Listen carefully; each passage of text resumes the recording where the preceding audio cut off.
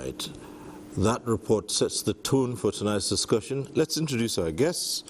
We'd like to welcome to this program Dr. Nuruddin Zauro, his technical advisor to the President on economic and financial inclusion. Thanks for being here tonight. Thank you so much, and good evening, our dear viewers. Good evening, everyone. Right, thank you.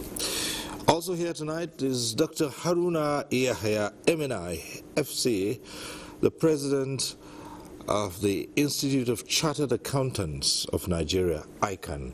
Thanks for being here. Good evening, viewers. Good evening, Cyril. All right. Happy to be with you. Okay. Well, joining us from our Lagos studio is Professor Pius Deji Olariwaju, FCIB. He is the President of the Chartered Institute of Bankers of Nigeria, CIBN. Good evening, Prof. Yes, CIBN.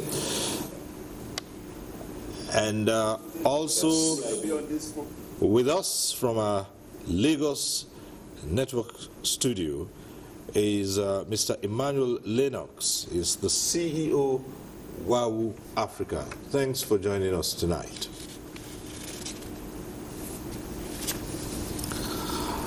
All right. Well, as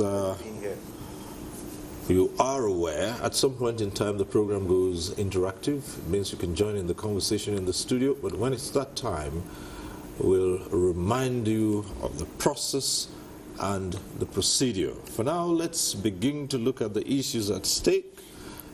Tonight, as we said, it's all about accelerating financial inclusion for job creation. And, what better way to start than to ask what strategies are being put in place to accelerate financial inclusion and to reach the goal of the millions that have been stated in Nigeria's financial system. And let's start off with no other than the technical advisor to the President on economic and financial inclusion, Dr. Zauro. All right. Thank you so much, Cyril, and thanks a lot, our dear viewers, Nigerians, and thanks for organizing this very important conversation, at this very critical time, especially at a time when Mr. President is so passionate about putting such policies and reforms that will touch the lives of the people, especially those at the last mile, right? So now, when you talk about financial inclusion, of course, you are talking about, access to formal financial services, and of course at affordable and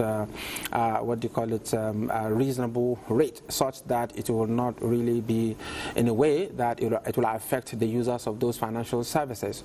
So now, taking a look at, taking a deep dive about the Nigeria's financial inclusion journey, it actually started somewhere in 2012 with the issuance of the National Financial Inclusion Strategy, which we call NFIS 1.0, right?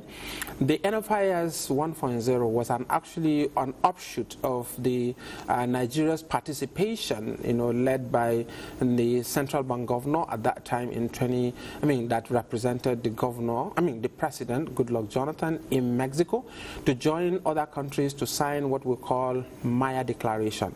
Maya Declaration is sort of like a commitment indicating Nigeria's readiness to support a financial inclusion journey.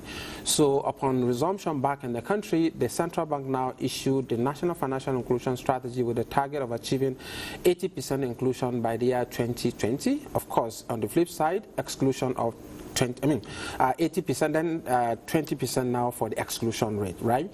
So after the implementation journey, that commitment, of course, gave the regulators, the participants, the operators, the banking sector, and every other stakeholder, the impetus for them to go within their agencies to review their journey. What can they do to create such a platform or an opportunity for people to have easy and affordable access to financial services in their own enclave? So with that, in central bank, a lot of reforms actually took place, but we're not there yet.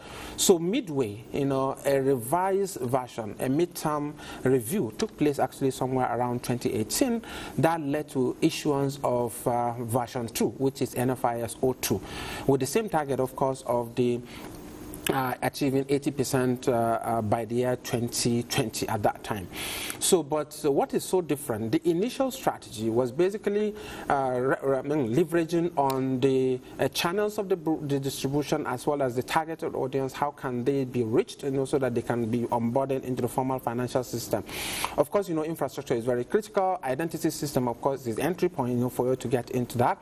At that time, we had this issue of BVN and all of that. So now, in the second strategy, what varies, from the first strategy was there were 5 key gaps that were identified, which number one of them is women. They have lesser access to financial services. Then we have youth, the age range of 18 to 25. They also are at disadvantage in terms of access to financial services. Rural urban is one of them. Regional issues whereby Northwest and Northeast had at the disadvantaged position in terms of access to financial services. Then MSMEs as well.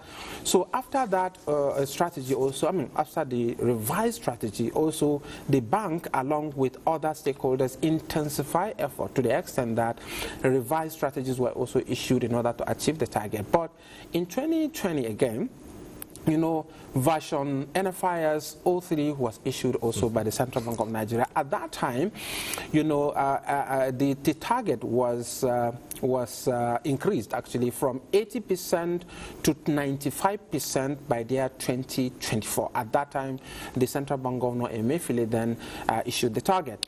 So also, I think up until the 2024 target, I think that was the last which up to this moment, there was a need actually to do a sort of like a review to see where are we now and then how can we get better. But again, as at the last count, because there is an agency called EFINA that was formed like an independent body, that was driving a survey, to give a true report every 2 years of what is the financial inclusion status of the country. So the last count, the report that was issued in December 2023, the report showed that 74% of Nigerians have access to formal financial services, in which, 64% have access to formal financial services, while 10% are informally served. So combination of the two and give you 74% inclusion, right? So on the flip side, you have 26% exclusion. So, but what is on the beautiful aspect of it is that the target that was set, the former served, which is the banked, I think there was a target of what they call it 65%, but 64% was then achieved. That's why we're very optimistic that at the time, when the final report come out, because of the target of 2024, we would possibly be able to achieve the target. A lot of things has happened, which I'm sure we're going to take a deep dive in that so that we can. Well, with all that has happened, going from the figures you just gave out, the last review in 2023. Yep. And we're still looking at 10% that you say are on the flip side, informally served. What are the next projections here? Okay, so under this administration, some reviews were actually, some decisions were actually taken in order to support that. You see, first and foremost, the president, gave approval to elevate the conversation to the level of National Economic Council, which at that level, it will be given the needed impetus in order to support. Then again, also an accord was signed by all the actors, representative of different economic bloc in the country, from the fiscal side, the monetary side, the national security side, the private sector, as well as the presidency altogether, and subnationals. They came together and signed an accord led by their leaders. For example, subnationals, the chairman of Nigerian Governors Forum was a signatory to the accord. Private sector MD of a particular band was a signatory to the accord. National security advisor, because of the national security imperative of that, he was a signatory to the accord. Then we also had the central bank governor, who represented the monetary side, minister of finance representing the fiscal side, right? Then finally, of course, at the presidential level, who is the boss of everyone, the vice president actually signed the accord. So what the accord does was basically about 3 things. Number one is the recognition of the importance of the economic and financial inclusion, and then 2, commitment of the administration to support economic and financial inclusion for the country. Combination of these 2, we are of the opinion that when you come into the formal financial financial sector. You open an account, you have NIM number, you have BVN number, but you have to be economically empowered before you are deemed to be economically included, right? So that is why the combination of the two were actually situated. And again, a desk was created in the presidency in order to coordinate the activities around that. Regulators are doing beautiful work led by central bank, private sector are doing work as well, and other government and even the development partners are doing a lot. So the coordination arm is what led to actually the formulation of a committee which you call PRISIFI, Presidential Committee on Economic and Financial Inclusion.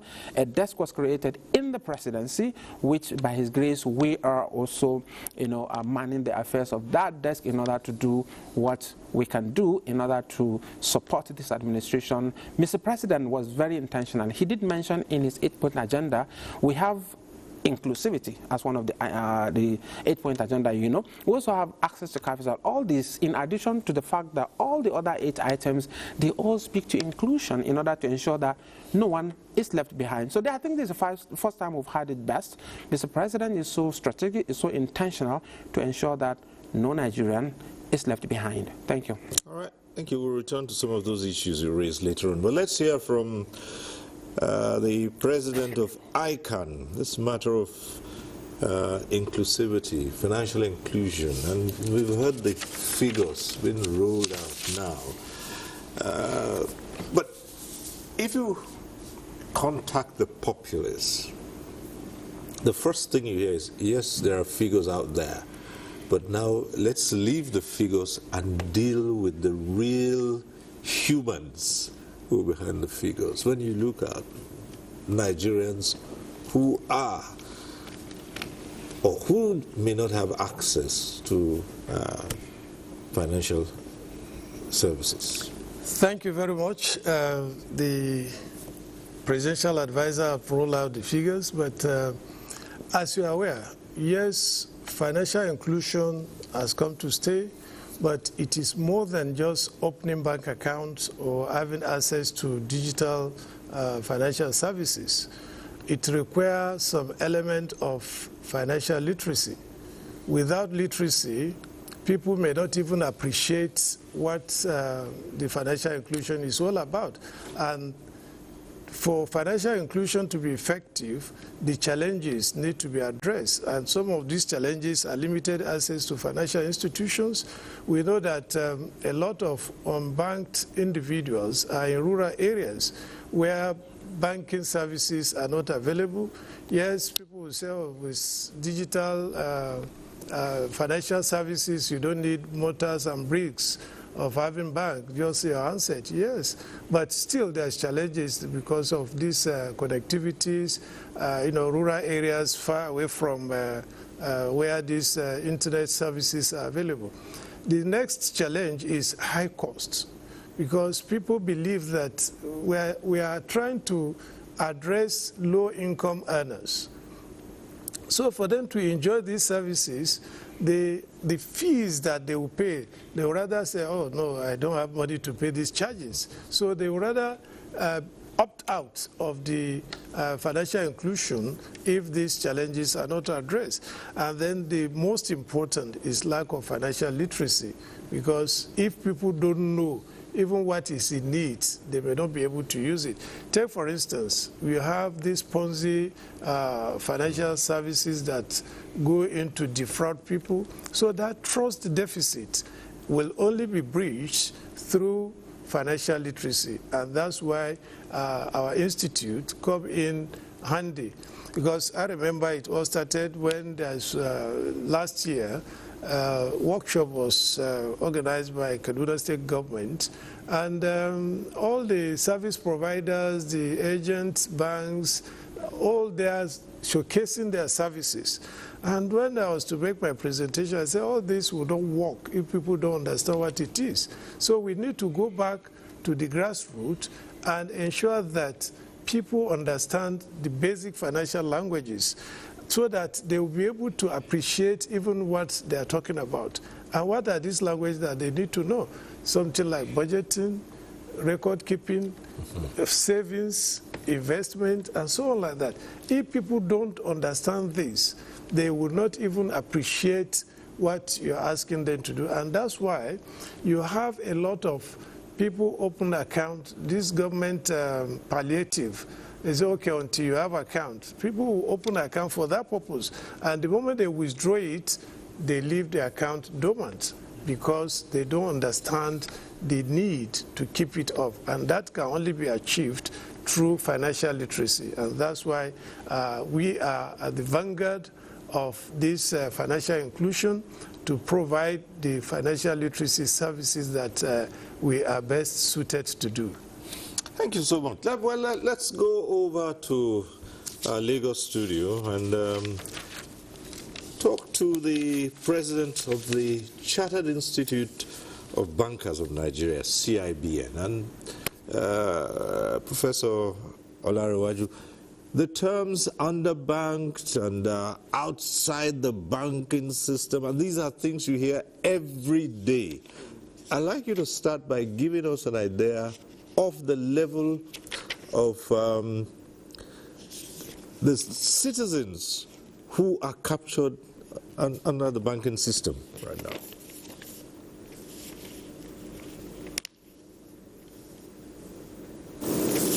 Thank you for that question.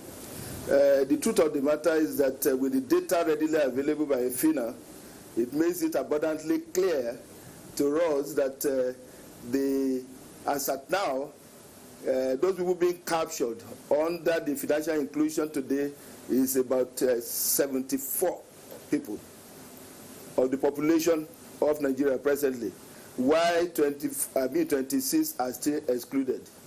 And when we say they are already included, we are saying that they have access to account, but on our own part, we believe that inclusion for it to have its meaning, it is not just dependent on figure alone. And that is the pivotal role that my institute has been playing over the years, even before the issue became a public, before it comes to the public domain. What we did in the past is to look at our own stock in trade, is financial intermediation. And for intermediation to work, it means that there is need for us to make sure that at any point in time, we are able to mobilize from the surplus unit so that we can make it available for the deficit unit, so that the velocity at which money moves within the ecosystem will be able to bring about development. And we want to identify some of the ways we have done this in the past. We are empowered by law, by Act number 5 of year 2007, to set the standard, of skills that is needed in the industry, and also to ensure that skills, are cut across all the operators and those who participate in the program, and more importantly, for ethical conduct within the system. Because all these things are needed. Having that at the back of our mind, we believe that we in the banking industry cannot do this alone. For us to be able to achieve that goal, there is things we have been asking for, we have been projecting and calling for collaboration. And that is the reason in all the activities of that committee, we have played an active role. Beyond that, the CIBN on its own have been engaging in advocacy. Like my colleague rightly pointed out the other time, we believe that financial literacy is a condition precedent before you can be talking of inclusion. Inclusion has no meaning for somebody who do not understand the basic, practice of bank. He doesn't know, he doesn't know something about opening an account. He doesn't know how to seek credit. Some people there's still a wrong perception in the country today that some people believe that when you go to bank to take money, it's your own national cake. So this perception is what we have been correcting. And beyond that, we also believe that for inclusion to have meaning, those operators also need to be certified. On our own part, we have been doing that and making sure that the network, the agent bankers that we have are being trained. We also knew that digital transformation has contributed in no small measure to what we have today as financial inclusion. On our own part, what we have done to make sure that we realize the goal and objective of this committee is to make sure that those fintech operators are also being satisfied by us.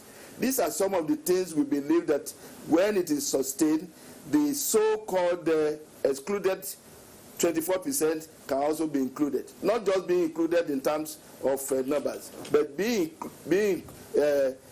included through knowledge, through appreciation, and we believe that if this is done, our ecosystem will be better for it. This is done, our ecosystem will be better for it. This is done, let's go over to Mr. Emmanuel Lennox.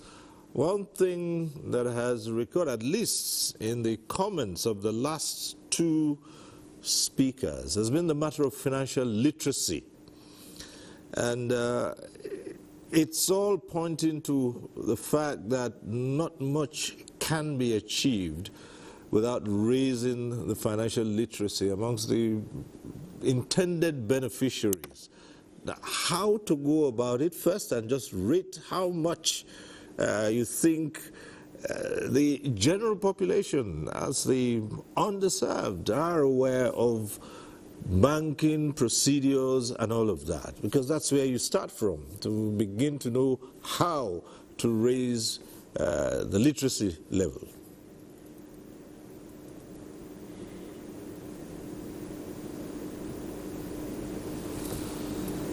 Good evening, and thank you once again. From my perspective as an entrepreneur, I'd like to say literacy is relative. Basic understanding of money. A lot of people within the rural areas, I'd like to use a pyramid to explain. So you have the bottom of the pyramid, you have the floating middle class, you have the middle class, you have the upper class. Different levels of life require different levels of financial literacy from experience. There are a lot of people who have also been exposed to a lot of financial inclusion initiatives and what have you. However, when they start approaching retirement, they don't even know what to do. They lack understanding on what they require to also maybe assess their pensions and all of that. So from my perspective, I would say literacy, financial literacy is relative. It differs at different levels of life. Now, taking it down to the target audience, I would assume, which is people at the bottom of the pyramid, I'd like to say that a lot of work have been done in that area of educating people on the basics of understanding money, from like the people from CIBN, the leaders from CIBN and ICANN has mentioned, driving financial literacy. But beyond these things, beyond just understanding how to save, how to budget, the question would be, how do we make money for us to be able to save? Speaking from the position of those people who are at the bottom of the pyramid, how do we even make this money before we talk about saving? How do we even make this money before we talk about budgeting? How do we even make this money before we talk about investing? These are various variables that needs to be considered first before even going into broader scope of understanding what financial literacy means. Financial literacy means. You know, I like that a lot, because, I mean, to save, you need to have first, and to even have what to save, because for most of those at the bottom of the ladder that we're talking about, it's a daily survival. And so first is to be able to have anything, and then to be able to take out of that and save, and in the middle somewhere, you're thinking of budgeting, but what? Because you can hardly keep heads above water. So again, it comes back to you. And financial inclusion, economic and financial inclusion. How do you begin to get these people? Because what you have lined out, sometimes I wonder how or which comes first. First, you have to make them have access before they even begin to imbibe the tenets of saving or even investing. All right, so thank you so much, Mr. Cyril, and thanks a lot for pointing out this very important, silent issue, right? It is in consideration of the need for people to have what to save before they save or before they take it to the bank. We know that there are quite a lot of other parameters that contribute to that journey.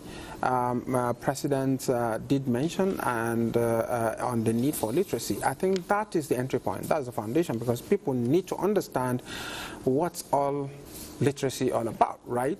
So again, from the literacy, that's financial literacy, you talk about digital literacy and multiple other issues, then saving culture. But one critical factor is also the trust on the system. But before talking about the trust, right, the issue is because this administration understands that drive, that there is a need to encourage people, let me say, to empower people before you talk about people to even trust the system and go to the bank, right? So, and that is why the combination of the two factors becomes very important. Economic inclusion, financial inclusion. Economic inclusion is talking about, economic opportunities. We have a full-blown ministry, actually, that has to do with this social investment, which started, of course, from the previous administration, right? So all they do here is that how can they provide some form of basic life support, for people to graduate from the poverty to a certain level of this. We know that lots of poverty issues, but my brother, it is not a government thing alone, it is ecosystem altogether. So combining the two concepts to say, okay, how can we approach it head on, I think is the smartest way by this administration, and also to take a decision that whatever we're doing at a national level has to trickle down to the subnational level. And that is the essence of elevating that conversation to the National Economic Council, where the entire state governors are members, and also even because everybody, even the people on this table, they are members of one local government or one state government or the other. So that is why when the policies are made at the central level, they have to trickle down to the last mile, right? So, and then combining the two also makes a lot of sense, and also promoting other initiatives. One thing that I skipped, which I said, is the trust. The other innocent young man as that is used to earning his daily life living, maybe saving 1,000 naira or sometimes much less than that, or even none, right? So he is used to keeping his money under his pillow on a daily basis, so that tomorrow when he comes by, he will just grab it and move.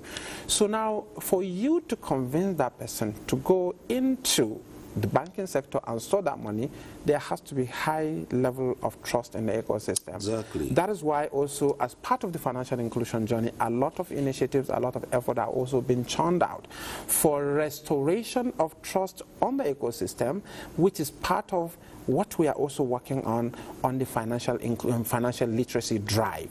So, for example, I'm sure the hype of this event, the most recent giant stride that actually happened recently, is the signing of the MOU with the 6 top professional bodies in Nigeria, right, to train 10 million Nigerians free of charge, with the support of some development partners or private sector trainers, Allison, in collaboration with WAWU Africa, which we have Mr. Emmanuel here, and of course professional bodies are also here. So in consideration of the importance of that literacy, it's why that MOU was actually signed. And then again, secondly, I'm sure this event is going to be more, because there are a lot of other contributors, in this. We're talking about digital component, you're talking about fintech players that did, in addition to all the banking sectors, are multiple. Another big chunk of it is also the insurance. Also, insurance is a very critical sector. If you look at other developed economies, insurance is actually the biggest, of course, bigger than even the banking sector, but in Nigeria, it's a bit of a different, Again, so all these things to happen, there has to be a foundation, and that foundation is the identity. In this context now, identity as a Nigerian, NIN number is there, NIMC is playing that role. Again, identity within the banking sector, BVN is there. We have a payment gateway, which is NIPS. NIPS is the gateway for Nigerian payment system, and NIPS is also doing very well in that regard. Another factor again, to safety of your money in the banking system, cybersecurity, regulators, NFIUs are also playing a role. Regulators, central bank, they are also putting everything possible. Everything they do there is about risk management. how to mitigate around the last mile, the poor man in the village, how can he, so that he will not lose his money. You have other regulators, NDIC, PENCOM, NICOM, and quite a lot of other things, including even SEC. So what I'm saying here is, my brother, this ecosystem is quite wide. That is why even World Bank actually do provide also their report at the global level, which is called FINDEX, right? Which they normally provide the database around, how country to country is pairing up, what they are doing in order to support inclusion. But that financial inclusion or economic inclusion, as the case may be, is a very important. But one thing I can part with here is the intentionality of this administration under Mr. President Bola Ahmed Tinubu. The fact that Mr. President is one of such president that understand this ecosystem. He has been a private sector and he's an accountant. And of course, a wise person who has a deputy, that is a vice president, who is also agricultural economist, right? Who was a former banker. So now, the fact that they understand this ecosystem very well, that brings about the intentionality, designing policies, programs that will support the last mile in order to achieve, not only achieve the target, but of course, surpass the target, and also make implementation of the financial inclusion journey a sustainable journey. Thank you. All right, in addition to the discussion in the studio, we have a couple of reports. Let's see this one from Kano.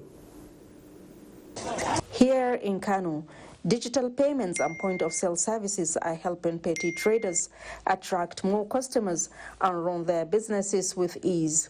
But beyond convenience, experts say real financial inclusion depends on whether small traders can turn digital access into real business growth and access to funding. So what does it take for petty traders to qualify for financial support? Because they are in the informal sector, that the bank will not do that because they don't have registration, they don't have anything. But with the advent of the POS, I mean, the traders can now do their transaction. Even if they just have ordinary account with the bank, they can continue to do their transaction without having any issues. Across Kano's bustling markets, traders say access to finance still depends on digital records and basic documentation, raising questions about how many informal businesses can truly benefit. Under the midday sun, in Kano's Central Business District, a 38-year-old Kalanot seller who accepts digital payments says his sales have increased since adopting transfer and POS services. You can see a villager, from his village made the transfer and he came to his customer in the market and, buy his product. We are getting a lot of help through it. So we need the government to look into it to improve. We use transfer, but not always, because some of the transfer we get from some people, fake transfer. So we don't use transfer regularly. It was a transaction I did. After buying goods from the customer, they debit me, but the customer didn't get the money. You understand? So I had to go to bank to inform them. For home-based women traders, nearby POS agents are also helping them receive payments and keep businesses running. While challenges remain, financial inclusion is quietly reshaping how traders in Kano grow and access future funding.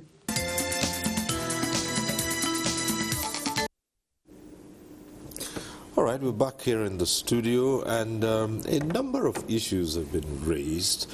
The ICANN president is here as well. The matter of trust. Yes, a number of people, particularly in rural areas, are catching on to the digital world, using digital systems for transfer. But again, we have seen some of those huge challenges being highlighted. Trust and security. Very small funds that the people have. And of course, like one of the respondents in that last report said, transactions that either fail or are not carried through.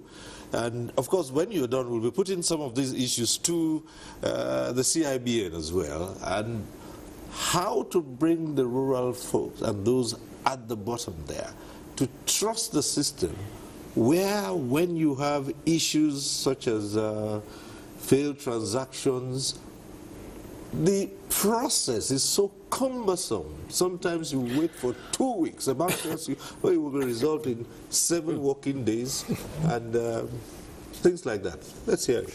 Yeah, it do happen that a lot of transactions fail, or some are deliberately made to fail because it's fake.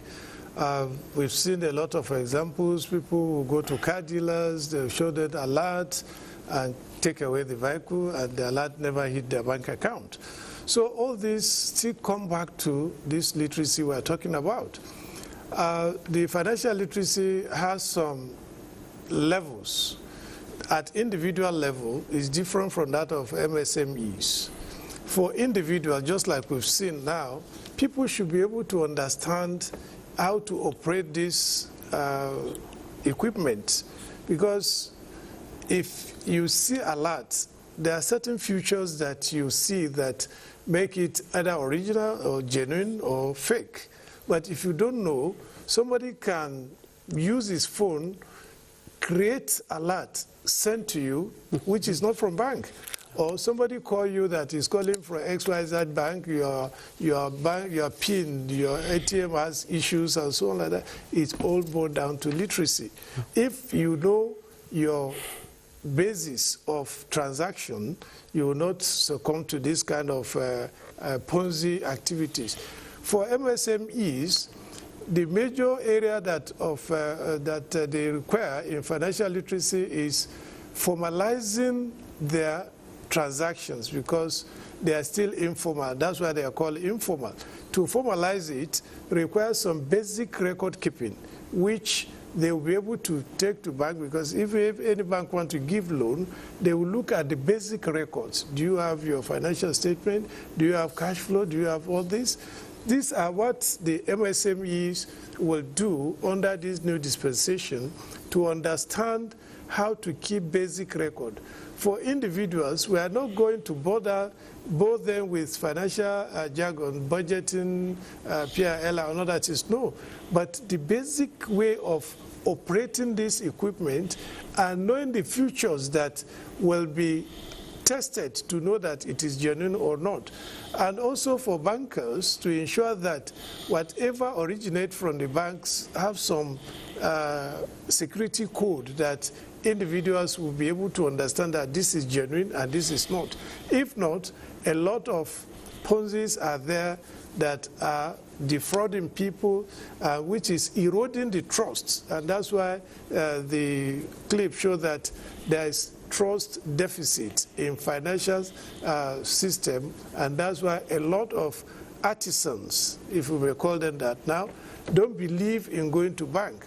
Not only artisans, there are some merchants, even in the rural areas, all these grain merchants prefer to take sack of millions rather than going to bank, because they fear that if you take it to bank now, once alert will wipe out all your balances and you'll be defrauded. So that sense of trust deficit need to be, that gap need to be breached, and it can only be breached through financial literacy. That's the education we're talking about. We're not talking of how to teach them to become financial experts, no, but to understand the basic financial activities, how to go to bank, how to fill tellers, how to send alerts, how to use these ATM machines and so on like that, because there are some even agents that you know that this ATM machine, you want to transfer money, he will tell you it has gone,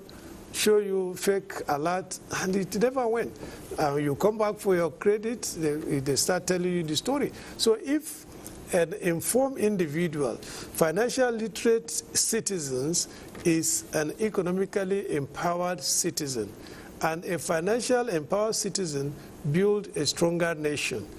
We are having this problem because our people are not adequately educated on financial literacy, and that's why all this problem lingers on. So we take it straight to the doorsteps of the CIBN. A huge chunk of those who are playing at that level belong to the informal sector. And the matter of trust. And Someone once said to me, can banking procedures be simplified? Or is there something about all those fine print couched in language that basically you don't seem to understand, especially when it really matters at critical moments? And these are the issues. And resolution of disputes. It may seem so easy for those who are literate and who are conversant, but you meet a huge chunk of the population who play in the informal sector, and as they say, once bitten, twice shy. Now you're encouraging everyone to come under the umbrella of the banking system. So how are these issues being resolved, and what are the concrete measures that have been taken? One, to make these systems a lot simpler. Two, to respond faster to disputes.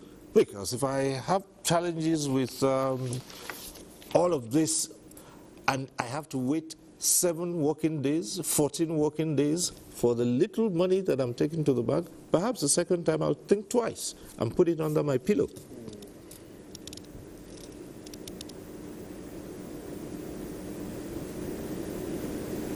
For that question, there are a lot of things being put in place. In fact, the pillar upon which banking is standing is trust and confidence.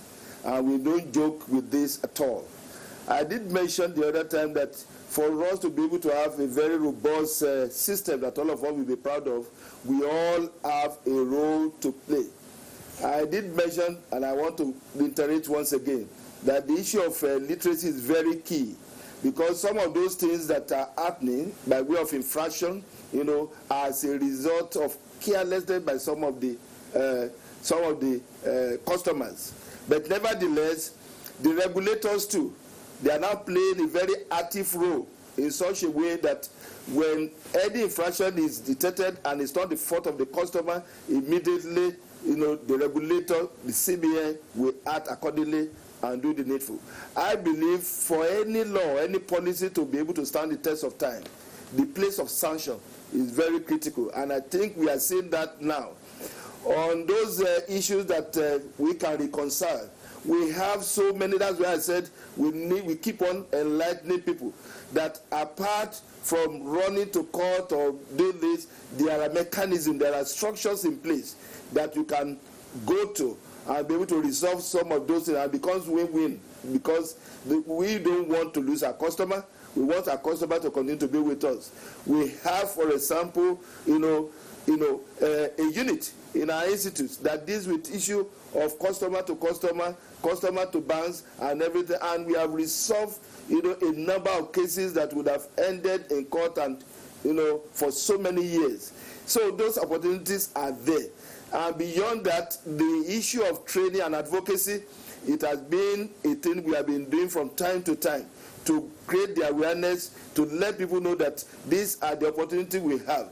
And I want to thank our major regulators today, who are also our member, the CBN and also the NDIC.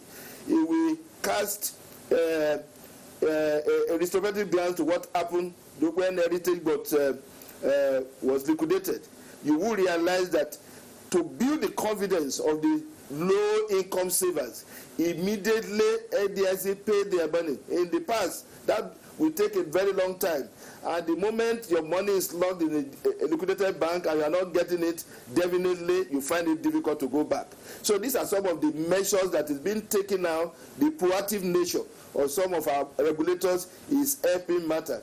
On the issue of crime, that's the cyber crime, all this phishing and some other method being used by the people of the underworld, we have to keep on educating people. The truth of the matter is that there is no banking system globally where that is free of fraud and everything. But what we are trying to do is to ameliorate this and make sure that it won't lead to lack of confidence within the system.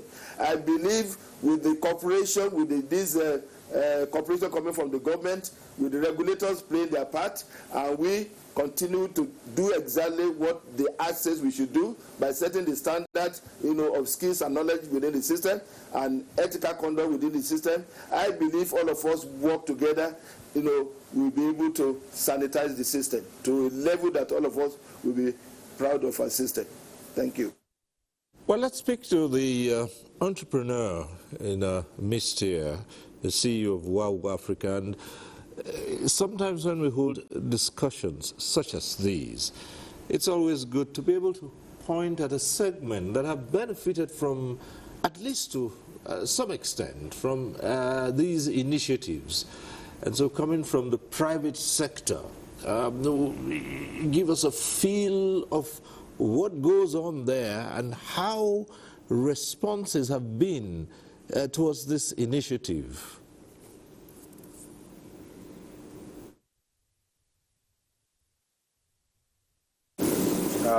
I'd like to give credit to the regulators. I dare say that there's been a lot of improvement with respect to security, with respect to failed transfers, with respect to protecting people's money. All right, there's been a massive improvement in that area. And I'd like to also say that with respect to the continuous awareness with respect to financial literacy, people are now more aware, all right, on how to protect their money and how to make sure that they don't just fall to Ponzi schemes, all right. The communication has been very good. The initiatives to driving financial literacy has also been fantastic. So yes, kudos to the regulators. They have been doing actually well. Regulators, they have been doing actually well. All right. At this point, we'll take a short break. When we return, we will examine more issues relating to financial inclusion. We will take a look at what impact, particularly women's economic empowerment in Nigeria. So stay with us. Thanks for staying with us. This segment is where we open the phone lines and you can join in the conversation in the studio. The numbers to call will be on your screen. You can take advantage of those numbers and call in to ask a question or make a comment on the issues at stake. And we say this every Tuesday. If you're calling in and your call gets through to the studio, do us a favor, turn down the volume of your TV set. That's the way to go if you need to avoid the hurlback or the echo. And we ask that you keep those comments and questions as short as possible so that others can also get on the platform and air their views. And we ask you not to bother too much about the greetings. Just a simple hello would do. And for those whose calls get through, one way of knowing your call has been passed to the studio is you'll see your name appear on screen. Once you see your name on screen, it means your call is through, and you can just go right ahead and air your views. So we'll start off this segment with another in our reports. This one is from Enugu. And medium enterprises through various federal government initiatives. In promoting financial inclusion, the state government, through collaborations with microfinance banks and fintech companies, paved smoother ways for micro, small, and medium enterprises to access credits and other financial services. Key players in Enugu emphasized that these efforts are expected to create more jobs, stimulate economic growth, and improve the overall investment climate in the state. Over 46% of our population are youth. And you believe me, when you want to talk about economic strength, youth power, it is down to the youth. One thing a youth need is a startup. A youth definitely need that start. That first momentum propels him to do a lot. There are people that may say they've started seeing the Fed, but I have not seen one. And I wish that we can be able to see it happening, not just in the news, but us experiencing it. Every youth in Nigeria being part of it. And this is my 2 cents to that idea. It's a good one. Key players in Enugu emphasized that these efforts are expected to create more jobs, stimulate economic growth, and improve the overall investment climate in the state, thereby accelerating the financial inclusion for job creation launched by the federal government. Describing financial inclusion as key to unlocking Nigeria's economic potentials, financial experts applaud the present administration's commitment to working with private sector partners to ensure that all Nigerians have access to affordable financial services. This, they said, could have significant impact on the country's economy and increase Nigeria's gross domestic product by up to 30%. Going into making people mechanics, shoemakers, seamstresses, and all those things is not the important thing. The important thing is we must get our infrastructure back online. The ones that are not developed, we develop them, bring them up to what is modern for 21st century use, because it is Nigerians that will build it, Nigerians that will work it, Nigerians that will service it, and Nigerians are the people paying for the use of such things. With these systems in place, there will be a kind of a bedrock that will allow small businesses to become big businesses, and then foreign big businesses will also like to come into the country because these amenities are there. Don't just relent and wait until you're being employed to get a white-collar job. You can actually do something with yourself. You can actually start up something, no matter how small you think it is. That is the purpose of this SME. The government's efforts to promote financial inclusion are expected to have a positive impact on the job market by increasing access to financial services, especially for MSMEs, and reduce poverty to the barest minimum in the country.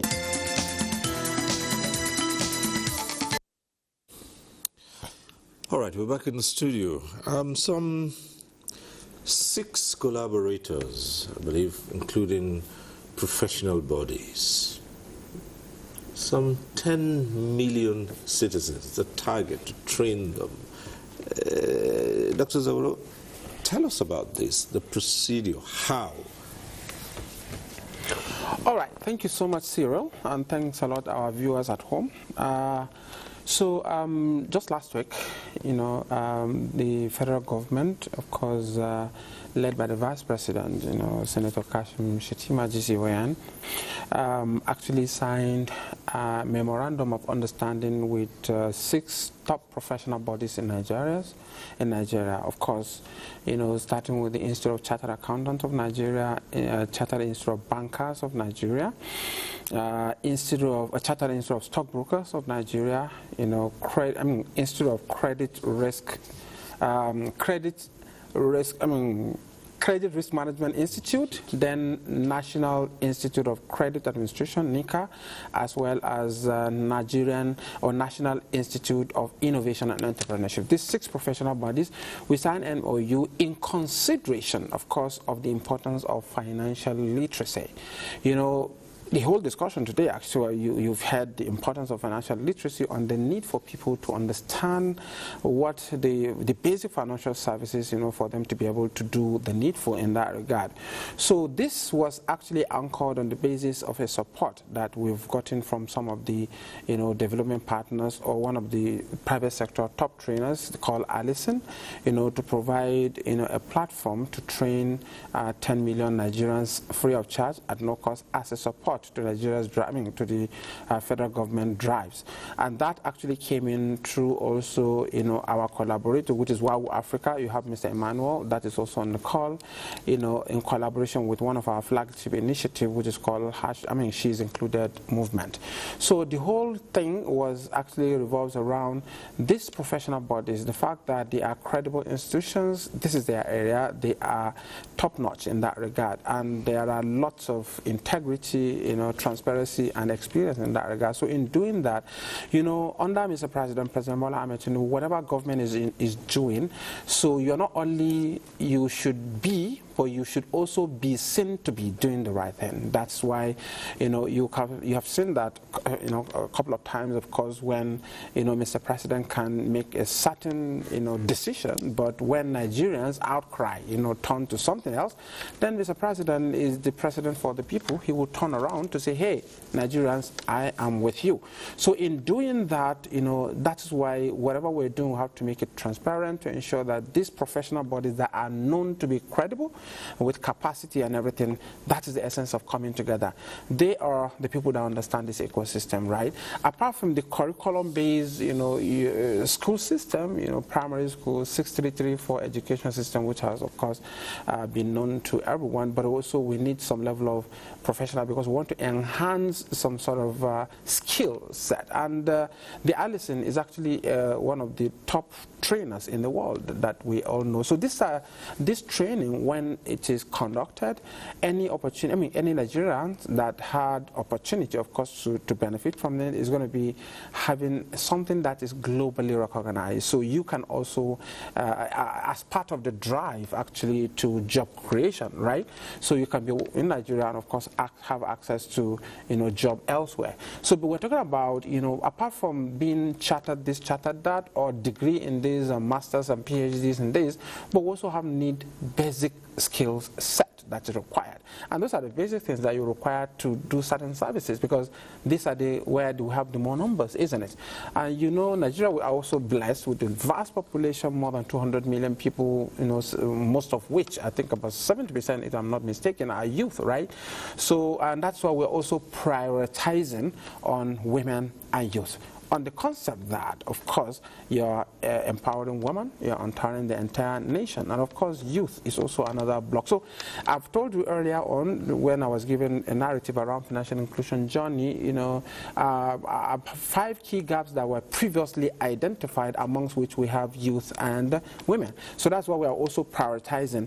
And I'm sure when it gets to Mr. Lennox can tell you more, because WOW Africa is also another women-led enterprise that is training in that regard. So that's why it aligns with one of the federal government initiative of She Is Included, right? So I'm sure our professional bodies can tell us more in terms of that. Okay, since you've mentioned WOW Africa, let's go straight to Sir Emmanuel Lennox in our Lagos studio.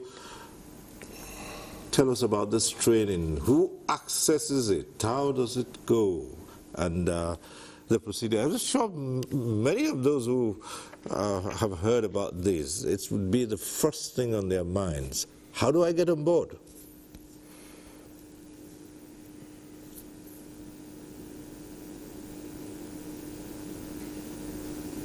Some bit further before I answer your question, to give context to it. The framework, we have 2 frameworks to this. There's something called the P framework, PEA. So the target audience, professionals, entrepreneurs, and artisans. Now, inclusive of something we call SHAPE, where we understand their special gifts, we understand their health, we understand their abilities, their personalities, and we understand their environment.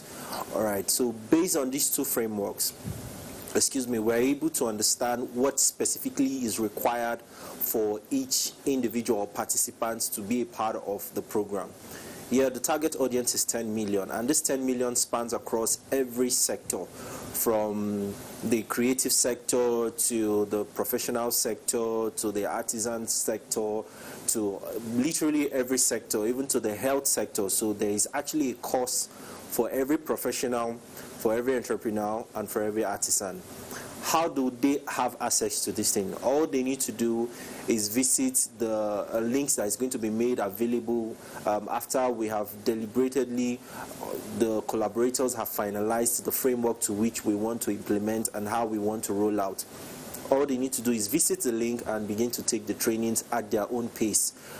Thanks to Allison, they have provided a robust learning management system for each and every participant to be able to take these courses from the comfort of their homes. In addition to what we're currently doing, just to make it broader, we're currently having conversations with telcos to also make data available for participants to be able to take these courses. Another thing we have also captured is for people within the rural areas that do not necessarily have access to internet facilities or may not be able to take these courses online. We're currently having conversations to have these trainings done in both Igbo, Hausa, and Yoruba languages, which is like the 3 major languages, and also transcribe them into audio versions that will be played in different communities across the nation, working with cooperatives across the nation. So these are the various frameworks we have put in place to be able to make sure that every participant or individual is able to benefit from this initiative. Participant or individual is able to benefit. We'll return to you in a moment, but we have a caller on the line, Otumba, calling in from Lagos. Hello, Otumba from Lagos. Go ahead.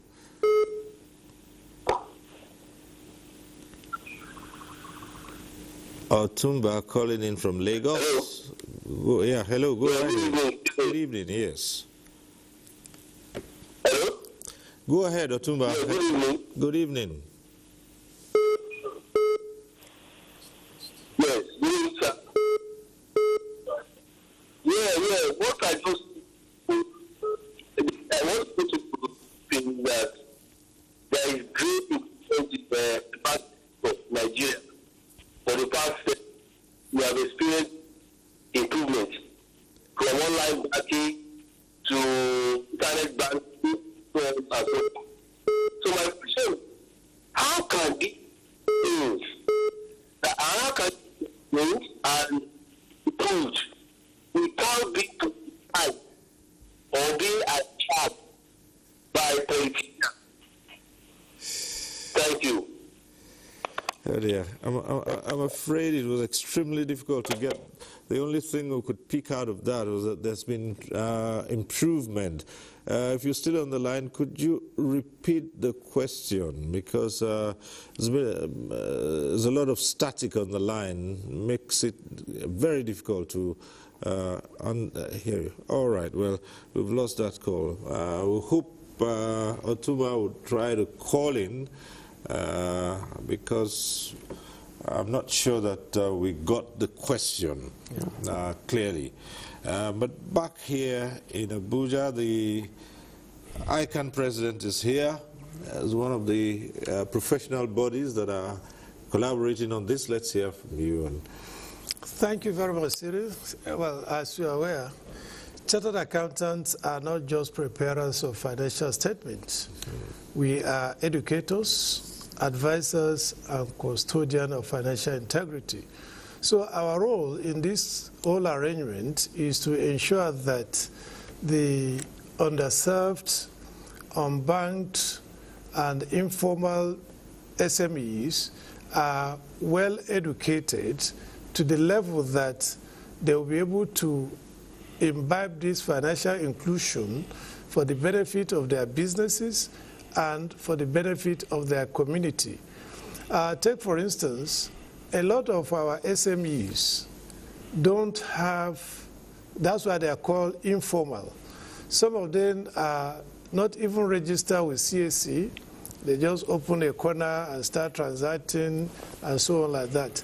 But this arrangement will make them formal, ensure that all the required documents are put in place, and they should have basic financial records that they can take to bank and be able to assess even loans or savings or investments. And another benefit of it is these new tax laws also look at formalization of informal sector so that the businesses will be able to, they will be captured in the tax rates. As for individuals, vulcanizers, artisans, just like my colleagues who mentioned, we have professionals, we have entrepreneurs, we have artisans.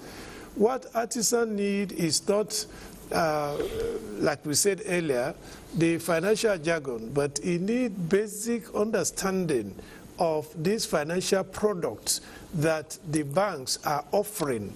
And we have our members all over the country that will actively participate in this whole arrangement based on the rollout of the training activities that will eventually come up.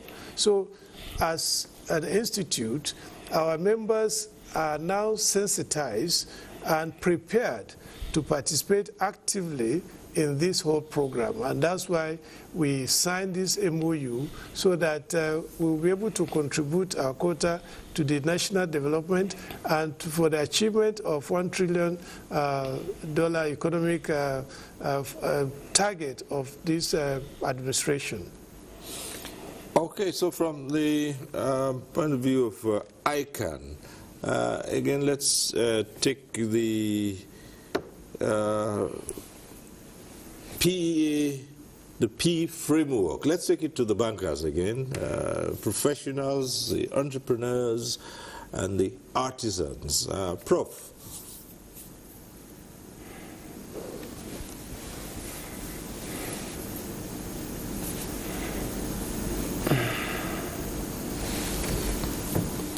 It's like we saw this coming, and before it materializes, we had already put some structures in place which will be of interest to the generality of the people. 4 years ago, we started a program, we call it the Gen Z program. This program, commenced as a result because of our focus that the future of any nation, is in the hand of the youth. And we believe in Roosevelt's position that even if we cannot prepare the future for the youth, we can at least prepare the youth for the future. We saw it coming. And every year, for the past 4 years, we have been gathering all the young ones. The last edition, 8,000 people participated. So when you mentioned the issue of how is it possible to train 10 million, we have the crowd, all the youth corpers in Lagos and in various jurisdictions where we have a state-of-the-art lecture theaters in the 6th geopolitical zone of this country participating in that program. And come 12th of August of this year, the 4.0 edition will be coming up. The essence of that is to teach people the basic rudiments of finance, like I said. We are the major stakeholders, and we are aware of our pivotal role in making sure that these things are done properly. Number one, we have all the regulators, all the operators, they are all our members. And today we have over 2,000 members. The way we are going to do this is not that we are going to put 10 million people in a room. All these people will be agents. As we train them, we train the trainer, and the trainer goes about. And like I did mention, we are not just planning to do it, we have been doing it. And I think that must have been one of the reasons why we are being incorporated into this system. And we will continue to raise the bar of excellence that this institute is noted for as far as this program is concerned. It is doable, we will continue to do it because we know that is the direction for the future. Go back to the phones. We have Musa calling in from Abuja. Musa, go ahead. Go ahead, Musa. All right. Yes, Musa, let's hear from you. Good evening. Good evening.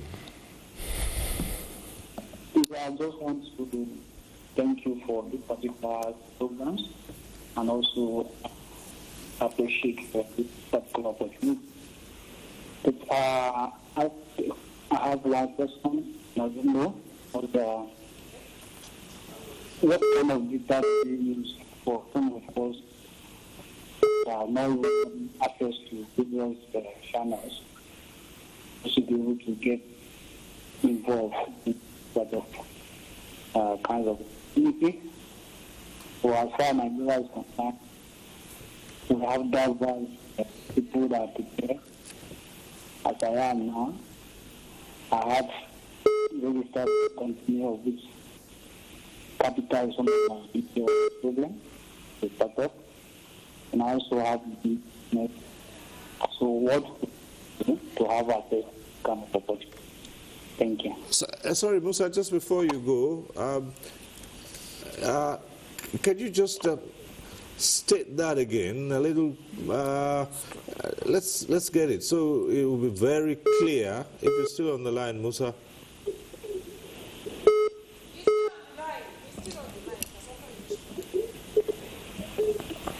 All right, I don't think he's still on the line. Can you ask that question again?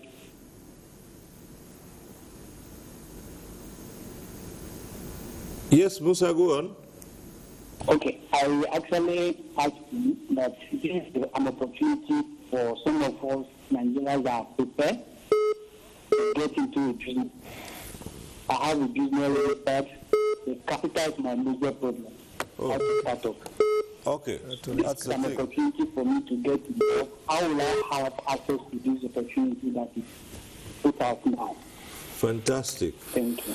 Thank you. And I'm sure that Dr. Zaro wants to take on that first. His big challenge is capital. Okay, it's all right. So thank you so much, Musa, for that beautiful question. Well, as a government, actually, a lot of initiatives have been put in place, of course, in order to support Nigerians, the likes of Musa, of course, who are in need of a capital. The only thing is that, you know, what do you call it? Different agencies play different roles. We have a couple of agencies that are playing similar, intervention role on behalf of the government in order to address the access to capital need, like that of Musa. But one thing I know is the key problem is actually what President of ICANN spoke about, which is that of literacy. When you have the clear understanding how to approach the matter, I think you will solve it. Because now we have so many agencies like SMEDAN. It provided that kind of capital to the likes of Musa. We also have agencies like Credit Corps of Nigeria. Even in the school, we have Nigerian Student Loans Program in order for you to access money to do your studies, isn't it?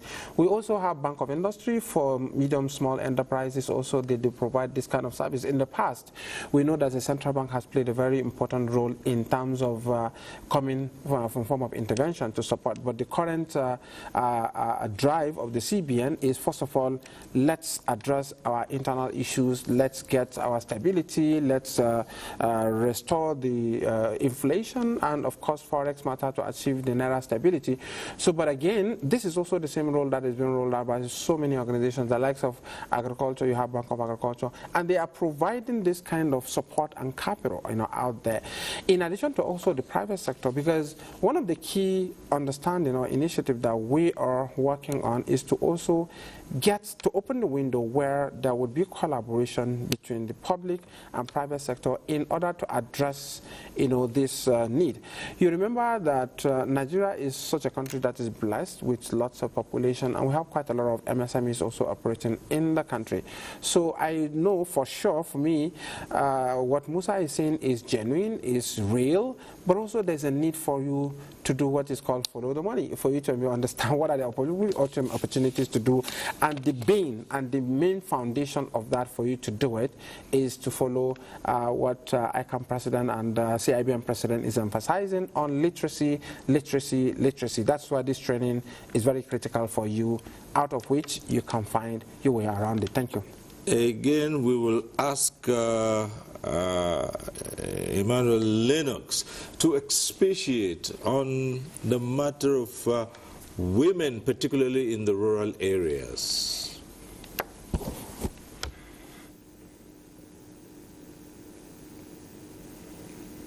Thank you.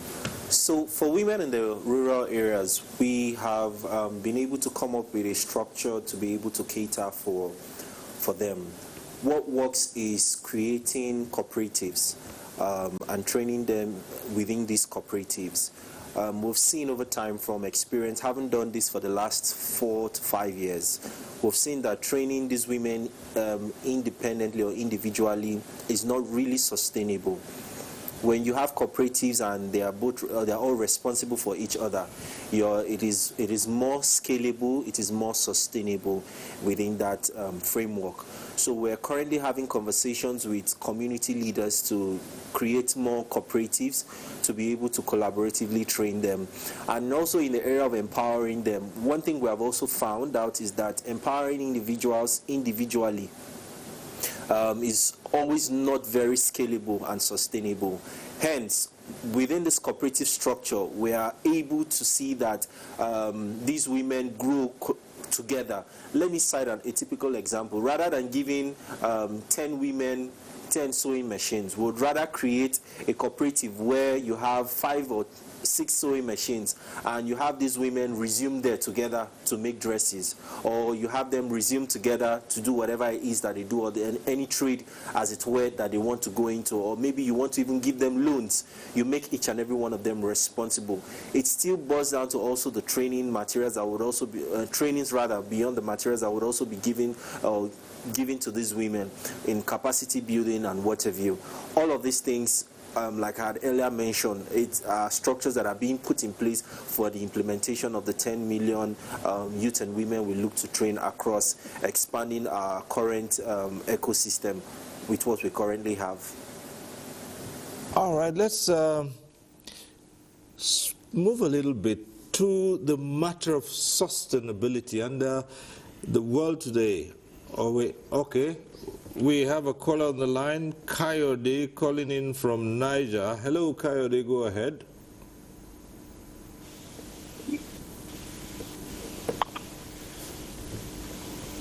Kayode from Niger. Good evening, sir. Good evening.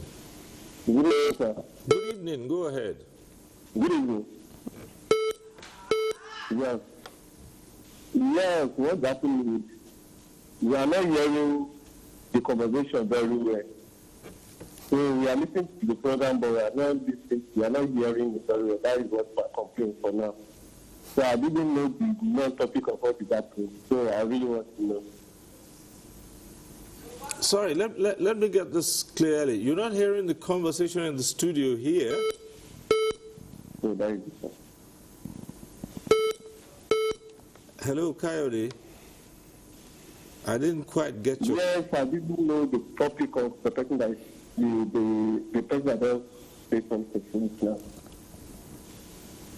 Coyote, it would seem to me that you've not been watching the program. Call finish now.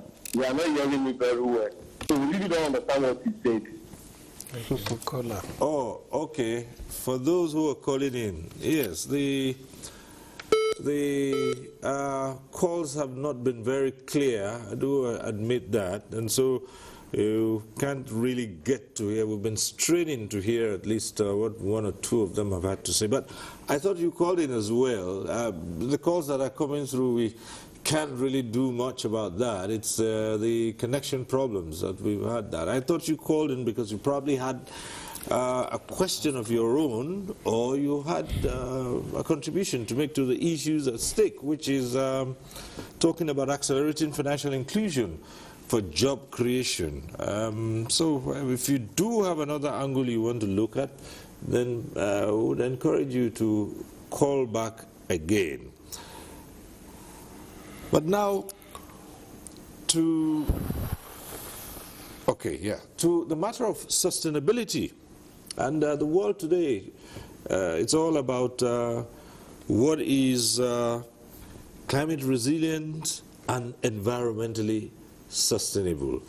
Now, for the collaborators who have signed this MOU with the government, what is their input in terms of sustainability? Let's start with the CIBN president, and then would come back to the Abuja studio and see, for the designers of the program, what eye on environmentally sustainable programs. Professor Olarewaju.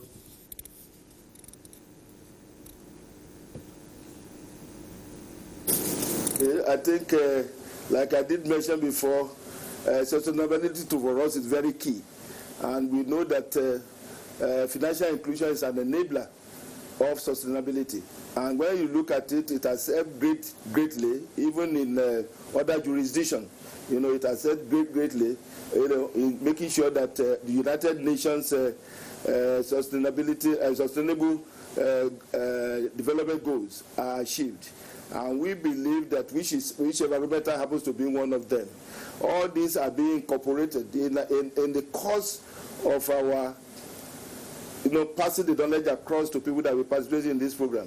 We will emphasize that, because most of the companies we are having today, even at SME level, you will realize that a lot of them are not for this market alone. We have some of them trading within Africa. We have some of them trading outside Nigeria.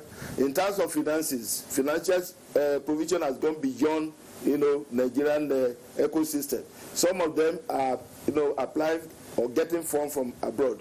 And one of the condition precedent before you can get some of these funds for the, for your operation is to meet all those sustainable development goals, especially as enunciated by United Nations. So on our part, we will continue to hammer on this, the importance of sustainability, but I can assure you on behalf of the Institute, like I did mention, some of these things we saw it long time ago and we started.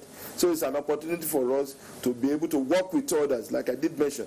There is need for collaboration to make sure that sustainability is achieved as far as this financial inclusion is concerned. And with the enthusiasm I've seen all the participants exhibiting in the course of our meeting, in the course of our interaction, I believe that, it will be sustainable.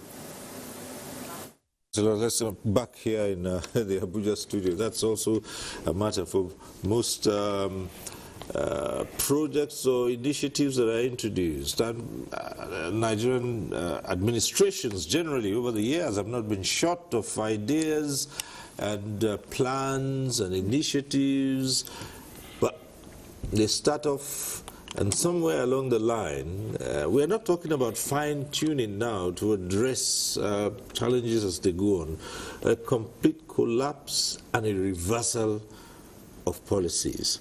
Now, we hear it all the time from administration officials who say, no, this time is different, and we intend to make this last beyond just this administration. Now, everything has been said about the Tinubu administration introducing all of this towards poverty eradication, but we still need to ask the questions about what the administration itself has put in place to ensure that these projects outlast it. Me? Yes. Okay, thank you so much, Mr. Shirel. I'm quite excited with this question. Well, okay, we're not saying something much more different, but our approach actually varies. Yeah, sustainability in this context, that is one of the reasons why we bring in these professional bodies, which, they have been in existence for time immemorial, and they will continue to exist for a foreseeable future. Right? And again, now I hope you know that this is actually a support, a contribution through collaboration by the private sector. This is not sort of like a government budget where you can complain of funding and whatever.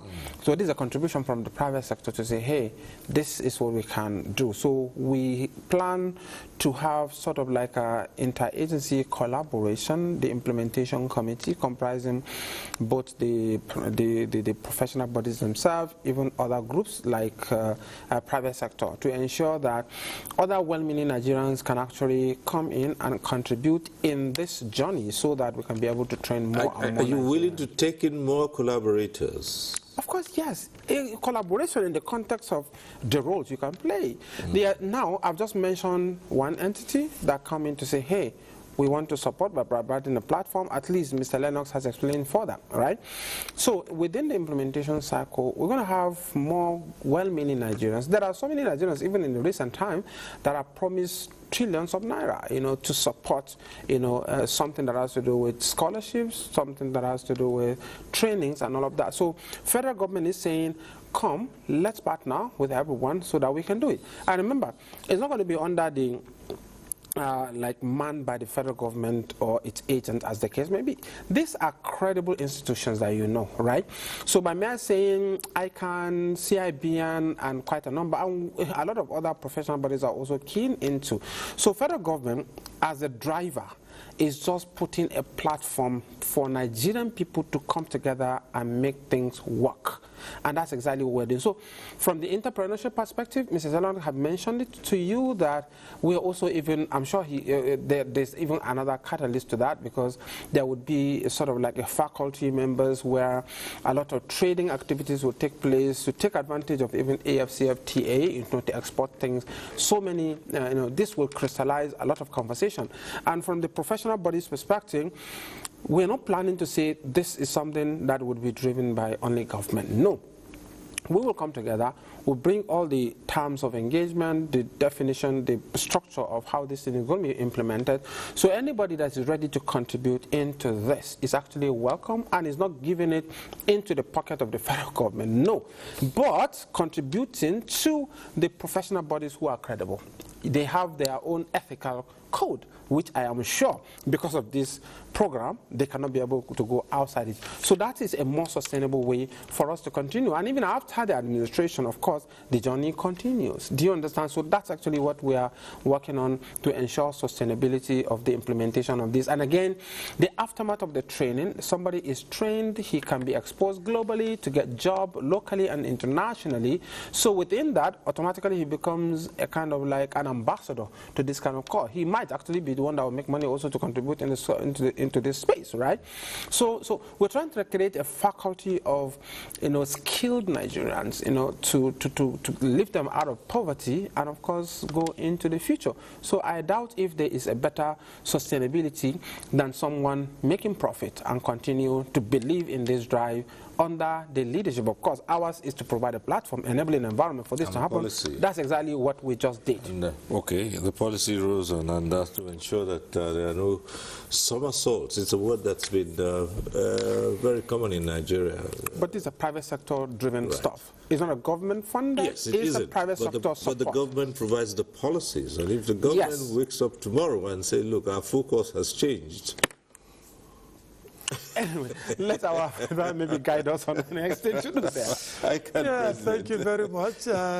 Sustainability in this regard is not just about opening an account once and for all. It is about people using this account and assessing the affordability, the usefulness of financial services over a long period without harming the individual or the economy. So basically, the program by itself is going to be sustainable. Why? Because anybody that is literate and appreciate the services that this banking or fintech or digital platforms are providing will ensure that it continue to be used because it is affordable, it's useful, and it will boost their business, not just because you open an account, the government want to pay in palliative and so like that. No, this is private driven. You will see the impact even in your business. We saw the clip. People that use POS or even internet adverts testify that their businesses are increasing. So definitely, if the Nigerian, the 5% we are targeting, which is 10 million of population, are well educated, have financial literacy, and they can see the impact in the growth of their business, their profitability, and so on like that, automatically the program is sustainable. Right, let me return to the collaborators and Mr. Emmanuel Lennox. I just like to find out the benchmarks and the assessment strategy. 10 million, you're targeting those to say we're going to provide this on a sustainable basis. What are the benchmarks? What are the periods of review? We've heard from when the whole matter started a long time ago, the number of reviews. But in your own case, as the collaborators who are providing this training free of charge, at what point, what are the benchmarks you've set and say, look, we're going to assess how much progress has been made within this period and see whether there's a need to tweak the program? Let's hear you.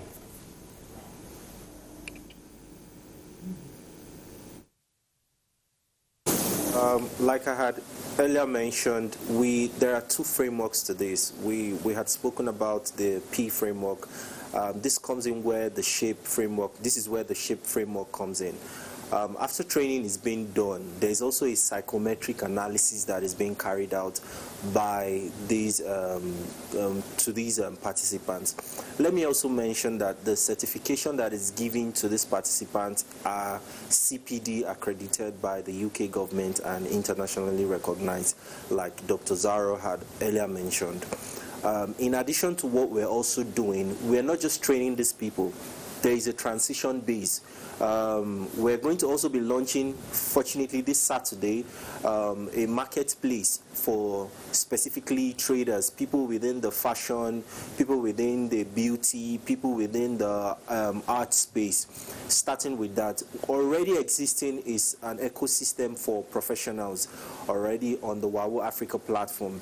However, to further enhance people within the artisan space and the creative space, we are creating another ecosystem where after training they are able to transition into setting up their businesses, having it been registered, working with the collaborators, and obviously now onboarding them to start trading on the platform and start doing businesses legally as it should be.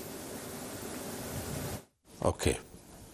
All right, thank you very much for that. And back here, it all started with what you call the NFIS 1.0, went to 02, 03. The last review, if I recollect, you said was 2023.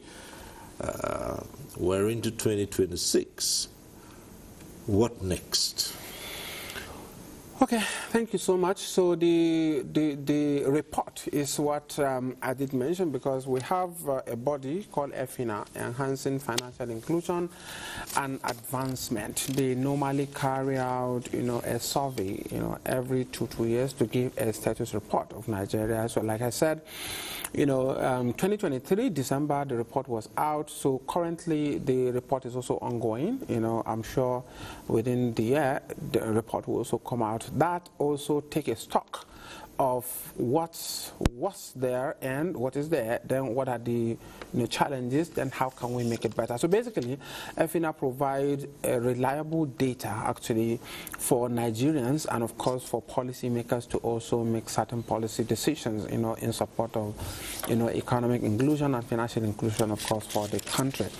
So now, based on so many initiatives actually being rolled out, so with that report we would be able to know the kind of impact they are making in the period under review, and of course the outcome of which will be able to advise the policymakers as regards to what next needs to be done, right?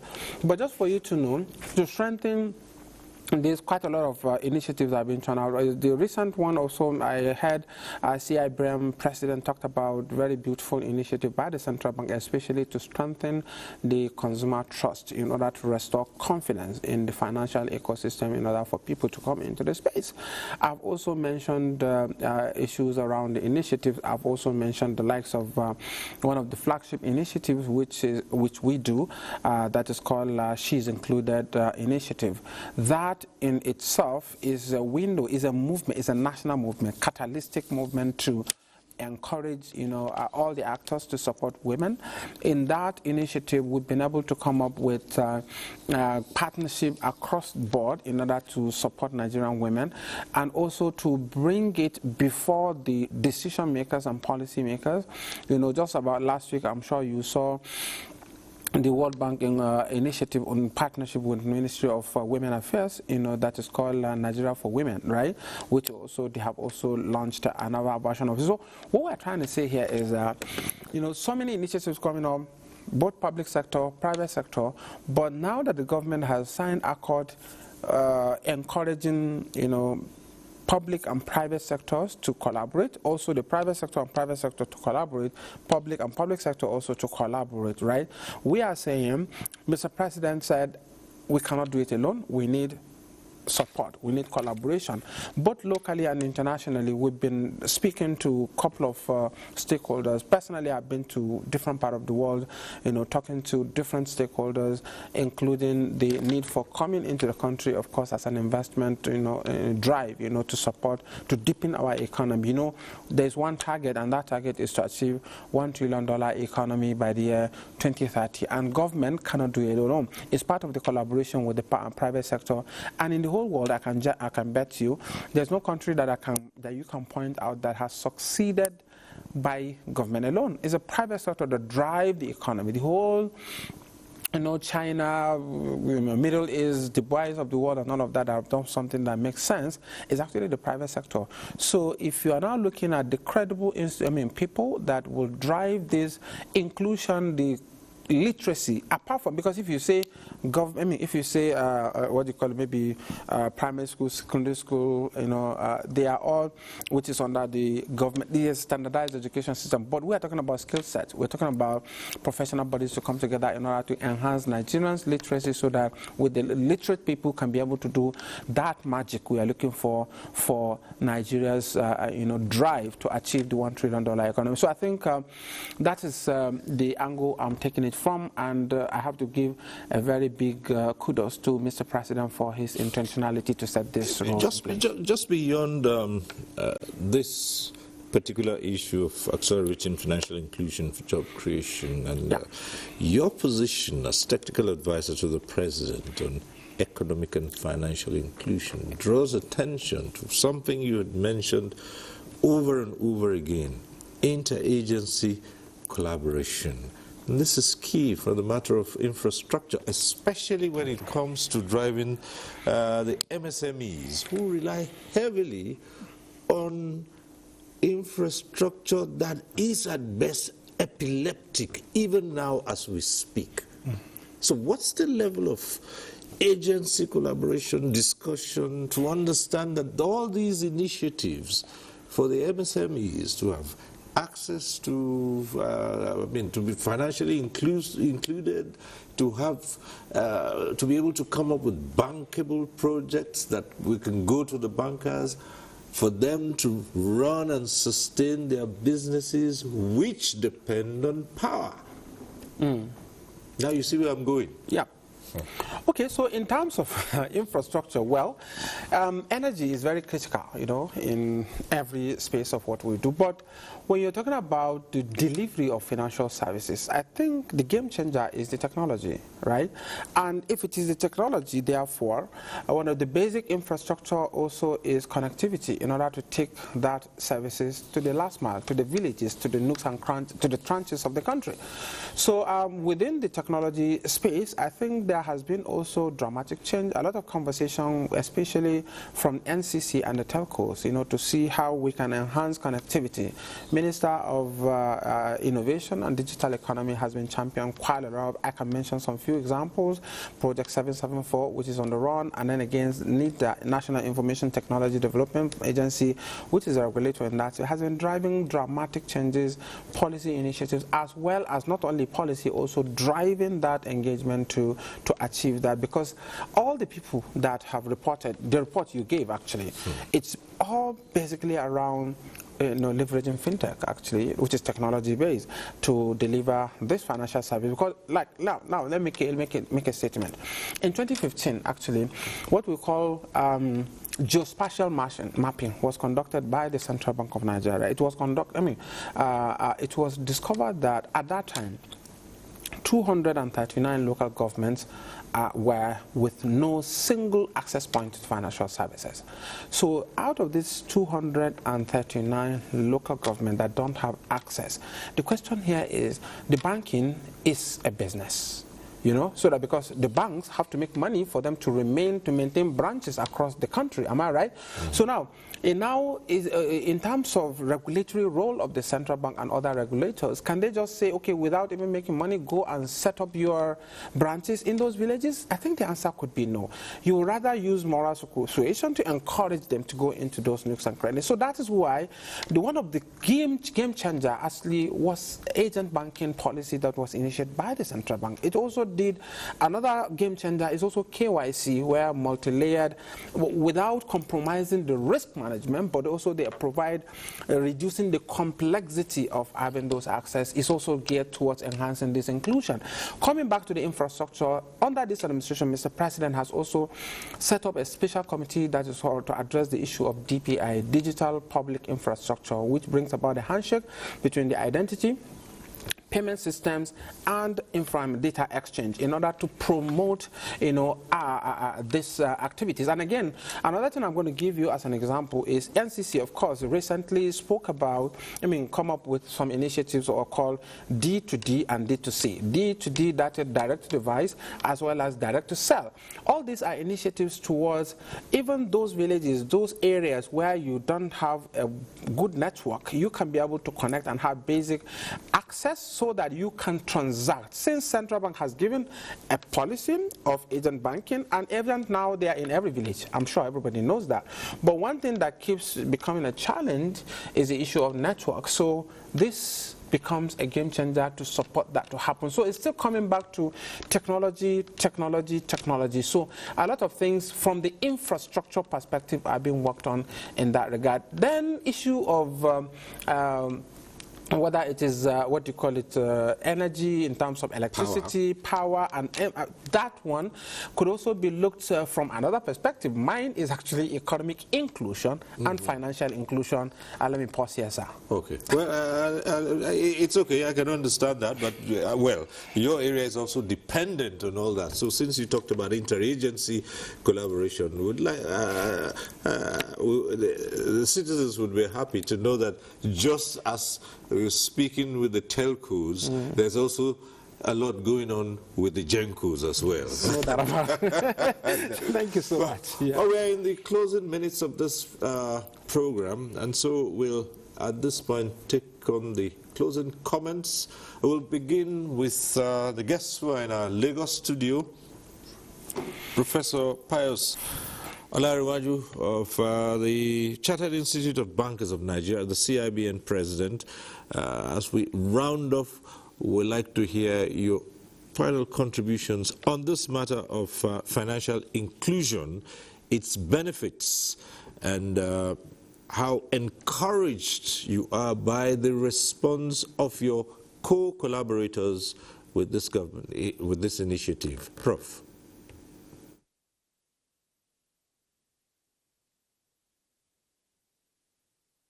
I just want to thank the organizers of this program, which is indeed very, very important for our ecosystem at this point in time. As CIBN, our focus is very clear. We are looking at the future, and we know that financial inclusion is one of the catalysts that is needed for us to be able to raise the game and also build a banking system that all of us will be proud of.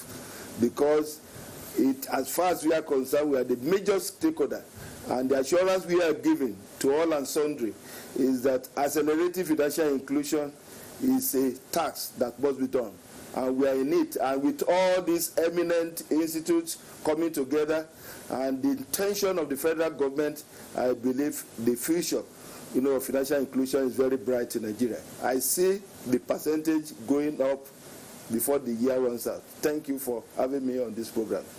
All right, so thank you so very much, Professor Pius Olariwaju, FCIB, the President, Chartered Institute of Bankers of Nigeria. Now let's go on to Mr. Emmanuel Lennox, CEO, WAU Africa.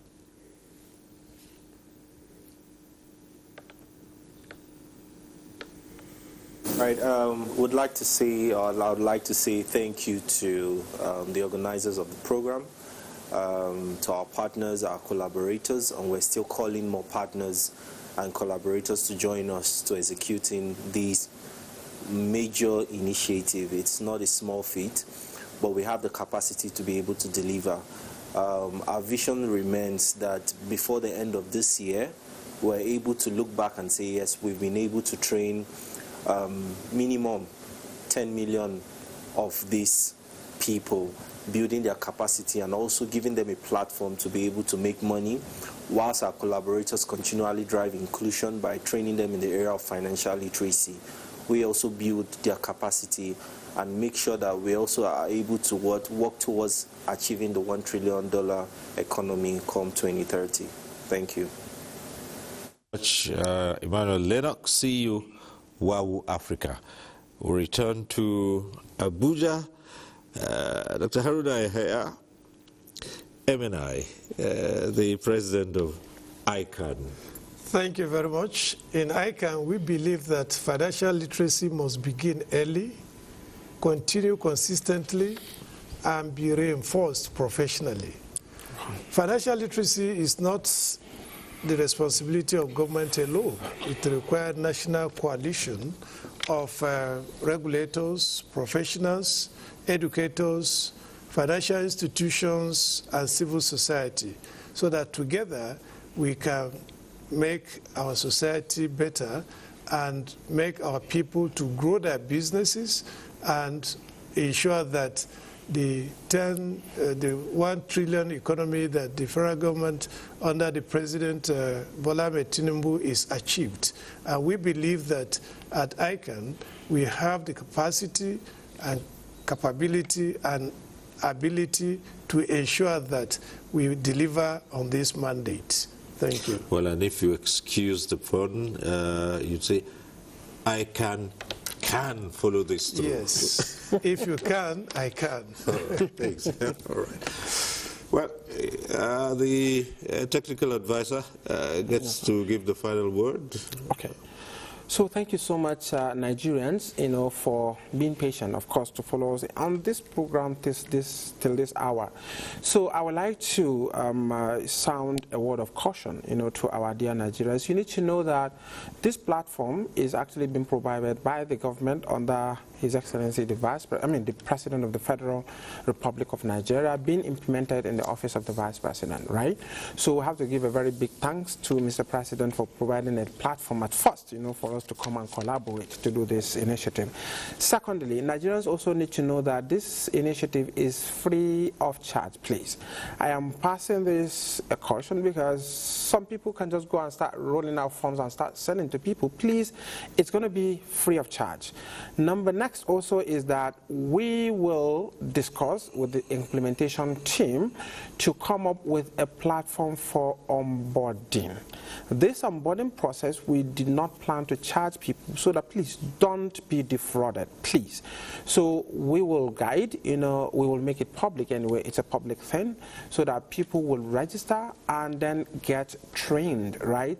In addition to the conventional, a digital platform, we are also working towards reaching those people that might not be trainable online. They can have some physical windows that will be communicated through the official channel. And thanks to the NTA and of course other media houses that are also, assisting us to guide Nigerians, because I feel pain actually for Nigerians for some miscreants to take advantage of this beautiful initiative of the government and start defrauding Nigerians in order to support Nigeria. So basically, this is the window, and so for the well-meaning Nigerians, I think it's also a call actually for them to see how they can rally around this initiative to say, okay, we want to contribute in this, because government is putting this platform is going to be private sector driven. There would be, for the purpose of sustainability, to outlive this administration in the implementation journey to support Nigerians as in compliance with the renewed hope agenda of our dear President Bola Ahmed Tinubu. Thank you so much once again. Good evening, Nigerians. Dr. Nuruddin Zauro, Technical Advisor to the President on Economic and Financial Inclusion. And it is on that note we conclude this program. We thank you for watching. Next week we'll be back with NTA Tuesday Live. I'm Cyril Stover. Bye for now.